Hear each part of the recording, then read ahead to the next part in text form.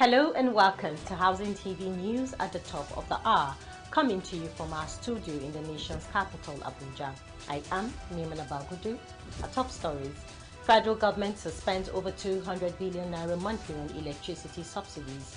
Federal Executive Council approves 4.8 billion naira for HIV treatment amid US aid suspension. Nigerian government reacts as Trump's policies impact country's health programs. Federal Executive Council approves 1.04 trillion naira for works, FCT projects. On the foreign scene, new homes built down 10% since Labour came to power in the United Kingdom. We begin with national matters. And Special Advisor to the President on Energy, Mrs. Olu Vehinjen, has stated that the federal government is subsidizing electricity supply by 200 billion naira monthly. She spoke as the government explores ways to improve supply and ensure the subsidies are delivered to the most vulnerable households. The special advisor dismissed insinuations in some quarters that the government was considering a 65% increase in electricity tariffs. Mrs. Vehinjen clarified that even with the increase in tariffs for Band A electricity consumers last year, the government still provided $500 billion in concessional loans each, alongside $70 million in grant funding from other international bodies. The total financing of those two projects under the HOPE agenda, that is not the renewed hope, this time it is the HOPE agenda, the Human Capital Opportunities for Prosperity and Equity program. So apart from two loans of concessional loans of $500 million each, there's also $70 million in grant financing from other international bodies. So it's a total of $1 billion, I think $70 million in grant funding for the health sector. Meanwhile, the council also approved 1.04 trillion naira for critical infrastructure projects nationwide, including major roads and bridges across states and key developments in the Federal Capital Territory, Abuja. But we also have the Onitsha-Owerri Expressway, which is 22 billion. We also have the Wusasa-Jos route in Kaduna State, which is 18 billion. Then also, curiously, we got approval for a reconstruction of 3 sections of Lokoja to Benin. And this approval is to be done on concrete. Graciously, the FEC approved. And that is the section 1, that is Obanaja to Benin, which is by CGC, 64 billion. There is Obanaja to section 2, which is Awuchi to Edo section, which is 110 billion. And the last section is Eho to Benin in Edo State, which is 134 billion. So total of all of them is 885 billion. And then we have one project that is in Agbogogo in Abia State with a spur in Mako in Enugu State. That is, we had to descope it within the limit of the fund that is available, and that is 12.75 billion. President Bola Tinubu has presided over the swearing-in of newly appointed members of the Revenue Mobilization Allocation and Fiscal Commission, the Federal Character Commission, and the National Population Commission. Tinubu also swore in 8 former directors in the Federal Civil Service as permanent secretaries. In another development, the Federal Executive Council on Monday discussed the impact of U.S. President Donald Trump's policies on health care in Nigeria and how to ensure that Nigerians do not suffer from such. On Monday, the Federal Executive Council, presided over by President Bola Ahmed Tinubu, discussed the impact of the Trump's policies, particularly regarding HIV, tuberculosis and malaria funding, according to a statement by the President's office.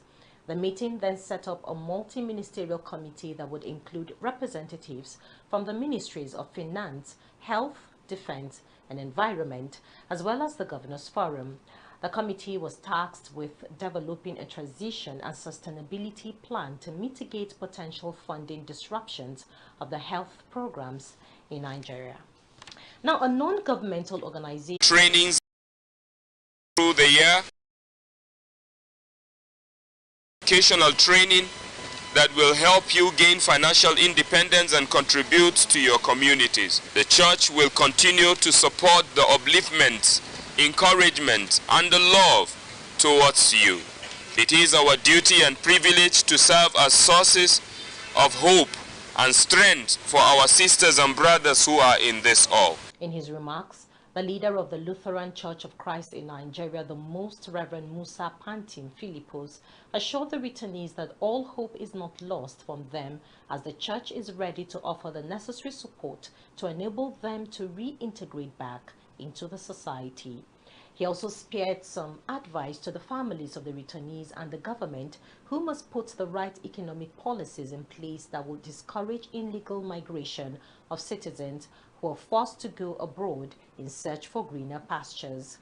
We have also helped reunite several trafficked children with their families.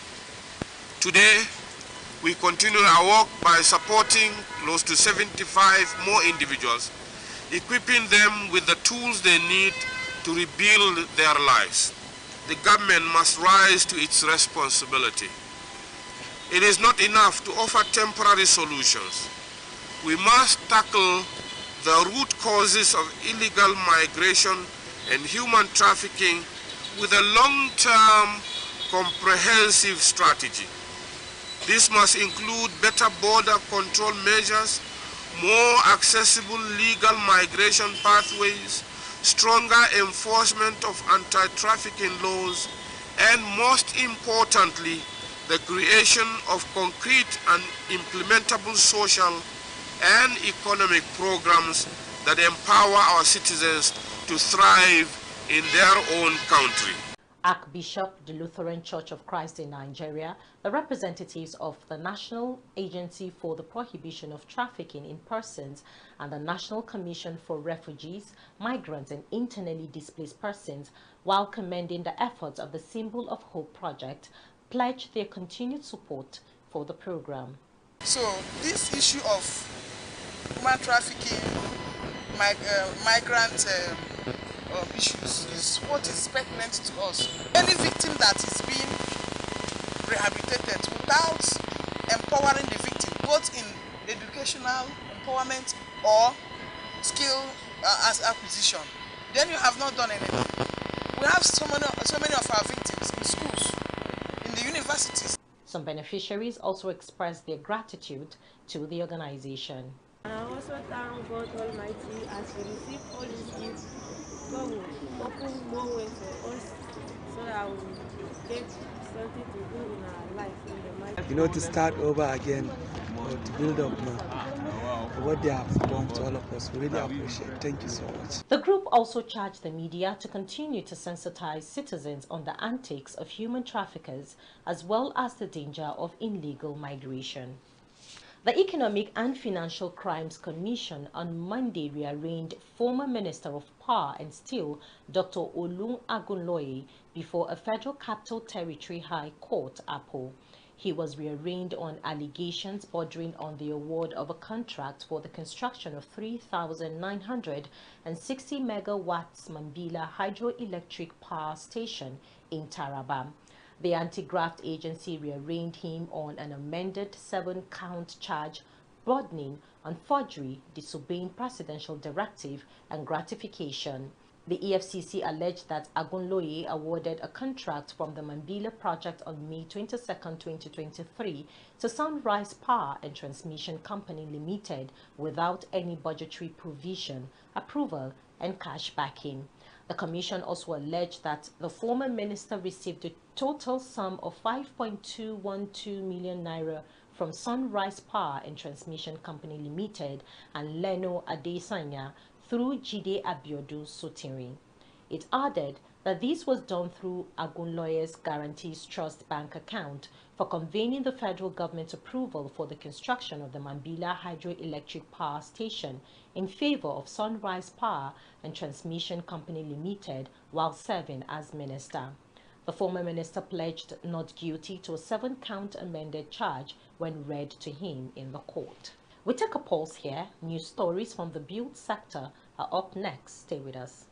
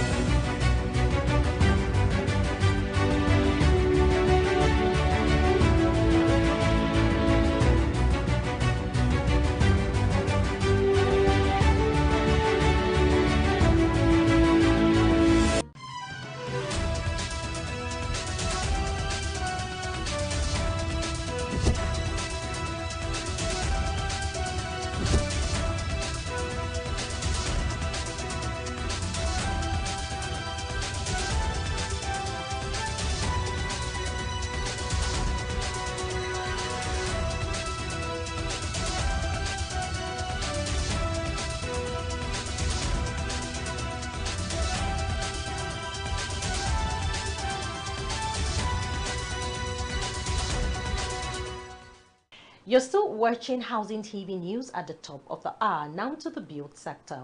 The Federal Executive Council has approved 1.04 trillion naira for critical infrastructure projects nationwide, including major roads and bridges across states and key developments in the Federal Capital Territory, Abuja. The approvals granted during the Federal Executive Council meeting presided over by President Bola Ahmed Tinubu at the State House, Abuja on Monday covered 10 major projects under the Federal Ministry of Works and 5 significant others in the FCT. For the Federal Ministry of Works, the Council allocated 885 billion naira for the building and rehabilitation of key highways and bridges across the country.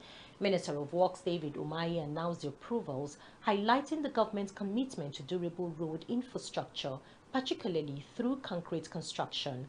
One of the largest projects approved is the rebuilding of 3 sections of the Lokoja-Benin Road, a crucial trade corridor. The project will be executed in concrete with Section 1 Obajana to Benin costing 64 billion naira, Section 2 Aochi to Edo at 110 billion naira, and Section 3 Benin Airport to Edo at 131 billion naira. Another major project is the Lagos-Calabar Coastal Highway, which will span 130 kilometers of dual carriageway from Calabar through Akwa Ibom. The highway, valued at 1.334 trillion naira, has been divided into multiple sections for phased construction, with ongoing work already progressing in Lagos and Ogun State. We'll move to the FCT now, where an unregistered clinic operating in Kapwa has been shut down by the Private Health Establishment Registration and Monitoring Committee in the Guabe community of Kuje Area Council of the Federal Capital Territory. In a statement signed by the Senior Special Advisor on Public Communication and New Media to the FCT Minister, Lere Olayinka, on Monday, the FCT Minister, Nyesom Wike, announced zero tolerance for illegal health facilities in the FCT. According to the statement, Mr. Shuaibu, who introduced himself as the health worker managing the illegal clinic, was handed over to the Kuje police station. The arrest followed the visit to the community on February 2nd, 2025 by a team led by the Director, Medical and Diagnostics Department on the directives of the Mandate Secretary, Health and Environment Secretariat, Dr. Adedolapo Fasawi. Speaking on the development, Olayinka stated that the FCT Minister is committed to ensuring safe and regulated services, noting that there was no excuse for operating illegally. In Lagos State, the state government has announced plans to remove all structures built under power lines and high-tension electric cables across the state to ensure public safety. In a statement on Monday, the Director of Public Affairs at the Lagos State Building Control Agency, Adu Ademuyiwa, emphasized that the initiative aimed to safeguard lives and property. The agency disclosed that it had issued a 7-day ultimatum for property owners to remove any structure within restricted power line corridors, warning that non-compliance will result in demolition. The Lagos State Building Control Agency's General Manager Gbolahan Oki reiterated that the directive aligned with the Lagos State Urban and Regional Planning and Development Law, which prohibits construction within restricted zones such as power line corridors. Oki further cautioned that failure to adhere to the directive would lead to enforcement actions, including demolition and possible legal sanctions. We go to Kano now, where 4 people have been killed at Rimin Auzinawa Ogongo local government area of Kano State following a violent clash with security operatives over the demolition of properties. An eyewitness disclosed that the victims were reportedly shot dead by security personnel after residents resisted the demolition of their buildings. A reliable source added that the demolished structures, mostly residential buildings under construction, estimated to be around 40, had previously been marked by the Kano Urban Planning and Development Authority belonging to Bayero University, Kano. A senior Kano Urban Planning and Development Authority director, however, insisted that the demolition was carried out by the task force from the Ministry of Land and Physical Planning, confirmed that the land belongs to Bayero University, and assured that the government will issue an official statement. To wrap up Housing TV news at the top of the hour, from the foreign scene, the rate of house building has dropped by 10% since Labour came to power in July, deepening the tax of increasing construction in the UK. Report found that 107,000 new homes were recorded since last July's election, with every region of England seeing a year-on-year reduction. A steepest decline was recorded in the northwest at 27%. David Hanna, Group Chairman of Cornerstone Tax, said the decision from the government to lower stamp duty bands shows a concerning deficit of housing purchase. Still on the foreign scene, the European Union says it will disburse 150 billion euro in 4 years in a bid to further enhance infrastructural development in Nigeria and other African countries through its special purpose vehicle Global Gateway Initiative. The head of Cooperation EU delegation to Nigeria and ECOWAS, Massimo De Luca, who disclosed this during a media briefing in Lagos State, explained that the initiative is deliberately designed to enhance connectivity, promote sustainable development, and strengthen economic ties between the EU and its partner countries. De Luca, however, explained that the EU, through the Global Gateway Initiative, will focus solely on capacity building, technical assistance, and trying to lift up the capacity of the country in specific areas. And that's the much we can take and Housing TV news at the top of the hour. Before we go, a quick recap of our top stories. Federal government spends over 200 billion naira monthly on electricity subsidies. Federal Executive Council approves 4.8 billion naira for HIV treatment amid US aid suspension. Nigerian government reacts as Trump's policies impact country's health programs. The Federal Executive Council approves 1.04 trillion naira for works and FCT projects. On the foreign scene, we saw new homes built down 10% since Labour came to power in the United Kingdom. For more news in the housing sector, subscribe to Housing TV Africa on YouTube and follow Housing TV Africa on all social media platforms. Do not forget to download the Housing TV Africa mobile app on Google Play Store and Apple Store to stay connected. I am Maimuna Bagudu. Bye for now and thanks for watching.